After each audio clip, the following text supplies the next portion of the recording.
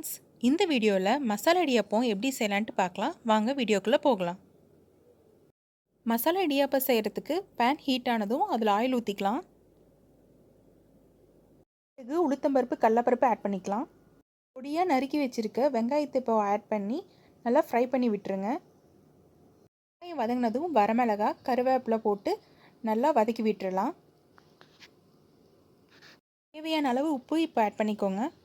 மஞ்சத்தூள் ஆட் பண்ணி நல்லா ஃப்ரை பண்ணி விட்டுருங்க.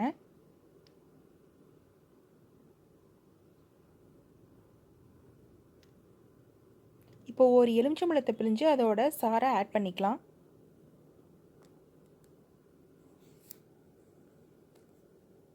இடியாப்பத்தை சின்ன சின்ன பீஸாக கட் பண்ணி அதை மசாலாவோட ஆட் பண்ணிக்கோங்க. இப்போது மசாலாவோட இடியாப்பத்தை நல்லா சேர்த்து கிளறி விட்டுருங்க. இடியாப்பம் பிடிக்காதவங்க கூட இந்த மாதிரி செஞ்சு கொடுத்தீங்கன்னா நல்லா விரும்பி சாப்பிடுவாங்க. இதை நீங்கள் குழந்தைங்க லஞ்ச் பாக்ஸில் கூட வச்சு கொடுக்கலாம், ரொம்பவே அவங்களுக்கு பிடிக்கும். இப்போது நம்மளோட யம்மியான இடியாப்பம் மசாலா ரெடி ஆயிடுச்சு.